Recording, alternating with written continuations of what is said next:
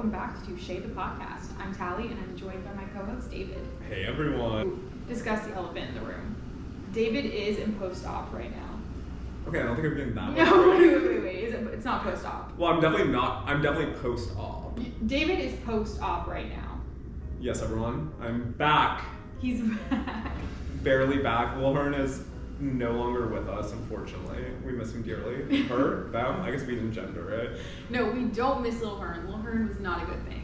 We don't miss Lil Hearn. I'll do my best to bring back old David, but I'm not gonna lie, it still kind of hurts to laugh.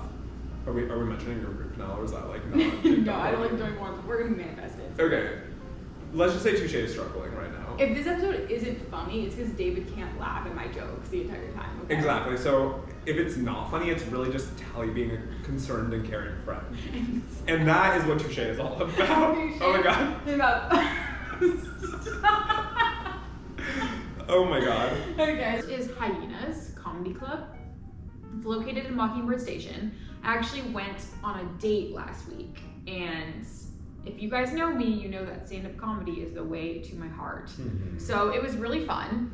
Actually, it was kind of funny because the show was free, and my date was like, "I'm so sorry, this is the worst date ever." And I was like, "No, it's literally fine. Like, this is lovely." The stand-up comedy was good. Yes. So it was just a couple people testing out their acts for like 25 minutes each, and honestly, everyone was incredible. Yeah. There's a 2-drink minimum though, so that's where they get you with like the free show. You still pay for 2 drinks. Oh, okay. That said, most comedy clubs are 2-drink minimums plus the price of admission. What'd you get to drink? Just like wine. Oh. And then I think my date got whiskey. Cute. Yeah, so it was so fun. I laughed the entire time. Okay. Honestly, like I have a wide range of jokes that will make me. So. Does he have a name yet? Okay, I was gonna ask you what we should name him because he is the Russian Jewish refugee. The only one I got is Mr. Convertible, but... No, for sure. Mr. Stang? Is it a Mustang? Yeah, it is Mustang. Mr. Horse? Okay, let's call him Mr. Stang. Mr. Stang? Mr. Stang. Is he getting another date? Yeah, I think so. He's a cool dude. Yeah, I think I would actually like jump off a cliff if that's how someone said. Like, yeah, like dude's so cool. I think he's gonna get another date. Like, okay, but that was like that's a good thing. Yeah, no, for sure. Yeah, I mean it's good that he's not out of the running. No, for sure. He's like a fine person.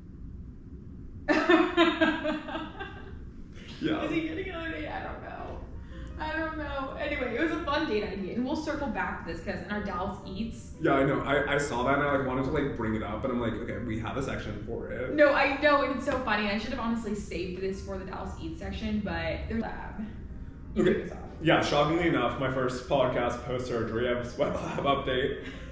Totally ignored all the doctors, and I've actually been working out like a fiend this week. Just kidding, Tally saw me. I can like barely get on this couch right now. No, so I actually kind of fell onto this article about the creation of Pilates, and I thought it was so interesting because you always see on like TikTok, on like articles and social media, people are like, what are these girls training for? Like, is there a war that we don't know what's going on? Because it's just like sure. So crazy. And like, I know there's like been a lot of polarization about how like people don't want men in like yoga and Pilates studios. Okay, but like why though? I mean, if you're being creepy, yeah. I don't really know. I like, because I don't do those and I'm also gay, so I'm like, I don't think it fully applies to me, so I just like scroll past that. But I like came upon this article about the creation of Pilates. Let's go eat. You got some Dallas Eats for us? I knew definitely have some Dallas Eats. I saw this list and I was like, shit, someone's been eating. So a couple of these places were all done on the same night. Wait, what?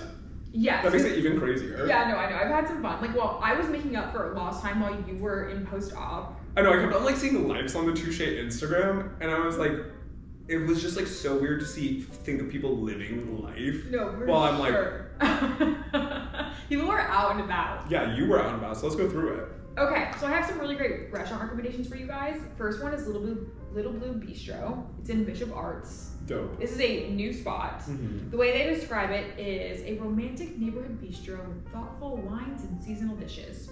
They don't have a website. You can book through Resi, but they do not have a website. In fact, the only way my friends and I even saw the menu was people posted pictures of the menu. They have very few dishes, but everything was phenomenal. Amazing wine selection. The bolognese was fantastic. We got a bunch of like burrata and some really good things. Everything's shareable. Amazing. Yum. That same night, we also went to Wild Detectives. I love Wild Detectives. Such a fun spot for those of you who have not been. Also in Bishop Arts. Indie bookstore and cafe offering a variety of titles, light fare, and drinks. All the readings about is Namanohana. Bless you. Oh, you've been playing that. I know, I said it too quick. So Namanohana is... I feel like I've like just heard about that recently. I actually went on a date there a couple months ago with, it was kind of like a friend from With college. who? With Mr. Benz. Oh.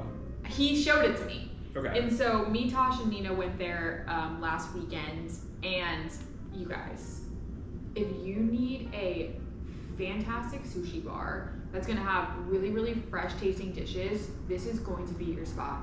So they describe it as a trendy sushi restaurant offering sake, beer, wine with small plates. It's all sashimi, nigiri, hand rolls, that's it. There's a specials menu on the wall. Oh, yum. You order off the specials menu. There's an assortment of like sake and things that you can taste for if you want something to drink. It's only a high top. There's Spain. things from Dallas, Texas. Those big items is they're going to be condensing their menu this quarter significantly. Mm-hmm. So I don't know about you, their menu has gone out of control. Like, you and I are pretty simple coffee drinkers. I literally get a black iced coffee every day. Exactly. Like, Yeah. you are especially simple. I am probably like one step up in simplicity. Yeah. I get like, a milk, crazy, add a milk in there. Completely. But all these refreshers, there's like a pistachio this, a caramel that. Like, I was like, even when I have gotten Starbucks recently, which I kind of fell off of the Starbucks train because it overwhelms me. Thoughts on the robustness of the menu? Do you feel like it's a good call to condense some of their items? Etc. Yeah, I think from like a business standpoint, obviously yes. Like the baristas it's easier to train baristas on less items. Also, the less confusing items you make, the faster orders will go out. There's probably some crazy announced which food and drink items are leaving the menu, but I do think this is a good move.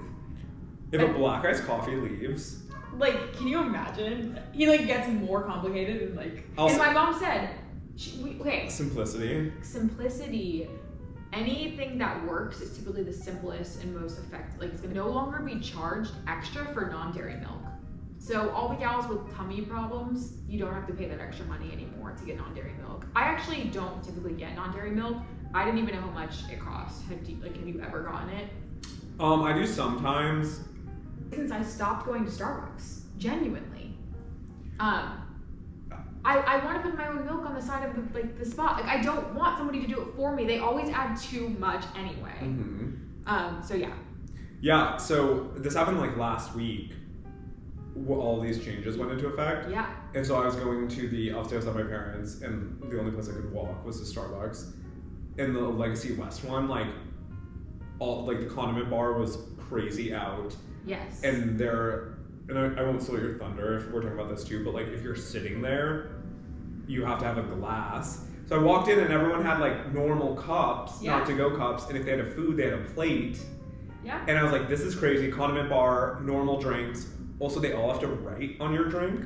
I didn't know that the first day I ordered because I was like, hell yeah, wait, I must be like hobbing so cute right now. For sure. And then I saw on TikTok and everyone was like, yeah, what are the baristas writing on your drinks now? Because now the Starbucks baristas have to write a message every time. They're bringing back all the elements of this, what it's like to go to a special local coffee shop. Ceramic mugs when you dine in, having like a little heart above the I in your name. Like, all these things are so cute, and it's almost like Starbucks is this big, national name. There's one on every single corner. And now you can go to your local Starbucks and actually feel like you know your baristas, like you have a really good coffee experience. So I'm all for all of these changes. Yeah, I mean, I was talking to some people, my dad, and I was like, Starbucks was kind of leaning too much into like Dunkin' energy, right? Where it's like crazy things. You don't know your barista. I don't even know if they're called barista at Dunkin' Donuts. And like everything is like to go. Yeah. And like Starbucks niche, like in middle school, it used to be like, oh, let's like meet up after school at Starbucks. For sure, and get like an iced milk latte. Yeah, and now it just became like basically a ghost kitchen for mobile apps.